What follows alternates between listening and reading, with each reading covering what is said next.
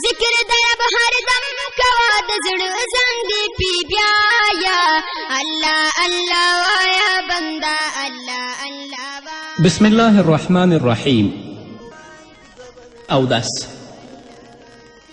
ته په عربي ژبه کې وضو ویل کیږي. په عربي ژبه کې اودس ته وضو ویل کیږي چې موږ او تاسې د واو په پیښ باندې ووایو. او وضاحت چې دی هغه روښانتیا او همدارنګه نظافت او پاکوالي ته ویل کیږي. او کله چې تاسې وضو په د واو په زور سره وایي هغه اوبو ته ویل کیږي چې هغه باندې اودس کیږي. اودس کول د لمانځه دپاره شرط دی او اودس کول چې د فرض دی د اودس نه پرته لمونځ نه صحیح کیږي. په دې هکله الله رب العزت فرمایي یا ایها الذین آمنوا اذا قمتم الى الصلاة فاغسلوا وجوهكم وأيديكم إلى المرافق وامسحوا برؤوسكم وأرجلكم إلى الكعبين. الله رب العزت فرمایي ای مؤمنانو کله چې د لمانځه ادا کولو ته تاسو پورته شئ نو تاسو خپل لاسونه پرېمینځئ، تاسو خپل مخونه پرېمینځئ، همدارنګه د خپل لاسونه تر خپل سنګلو پورې او خپلې سنګلې هم ورسره وینځئ او تاسې مسه وکړئ په خپلو سرونو باندې او همدارنګه تاسو د خپلې پښې وینځئ تر بجلکو پورې. رسول الله صلی الله علیه وسلم فرمایي چې په اودس کولو باندې واړه واړه ګناهونه بخښل کیږي.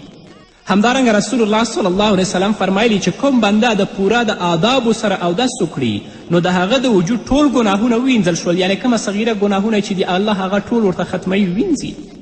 لکه په غوږونو چې خرابې خبرې اورېدلې وي، په سترګو یې څه بد کار لیدلی وي او په لاسونو یې چاته تکلیف رسولی، په ژبه یې خرابې خبرې کړي، په سترګو یې ناروا شیان لیدلی وي، نو په اوداسه سره دا ګناهونه الله رب العزت د انسان نه معاف کوي او هغه ګناهونه تویوي. همدارنګه رسول الله صلی الله علیه وسلم فرمایلی دي چې د قیامت په ورځ به زما د امت د پیژندلو نښه یعنې ځانګړې نښه به دا وي چې د هغوی اندامونه به ځلیږي. هغه اندامونه چې په اودس کې هغوی 5 وخته هغوی وینځل او اودس یې کول. او رسول الله صلی الله علیه وسلم فرمایلی دي چې د دوی د مخونو او همدارنګه د لاسونو او د پښو د جلائش او د ځلا کولو په وجه به زه هغوی هم پیژنم.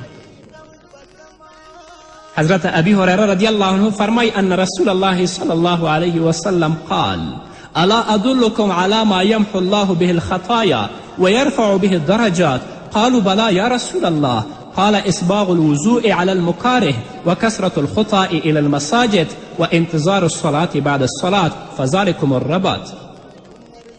حضرت ابی هریره رضی الله عنه فرمایي چې رسول الله صلی الله علیه وسلم صحابه و کرامو ته وفرمیل آیا زه تاسې ته د ګناهونو د بخښنې او د درجو د لوړولو طریقه ونه ښیم؟ اصحابو رسول الله ته ویلي چې د الله رسوله ضرور موږ ته وښیه. رسول الله صلی الله علیه وسلم ورته وفرمیل چې د سختي او تکلیف سره سره په ښه طریقه اودس کول او مسجدونو ته زیات ګامونه پورته کول او د یو مونځ نه وروسته د بل مانځه انتظار کول همدغه ستاسې لپاره رباط دی. د سختی او د تکلیف نه مراد په یخني کې په یخو اوبو اودس کول او د اودس لپاره د ژورې کوهي نه اوبه را ایستل. د دې ټولو سختیو سره سره بیا هم اودس په صحیح توګه سرته رسول او په جماعت سره لمونځ کول د ګناهونو د تویېدلو سبب ګرځي چې رسول الله صلی الله علیه وسلم موږ ته په خپل حدیث کې دا بیان کړی.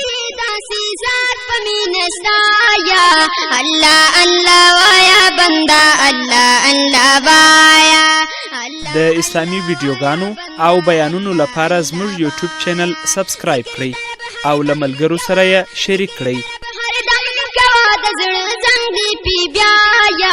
الله الله وایا بندا الله الله وایا الله الله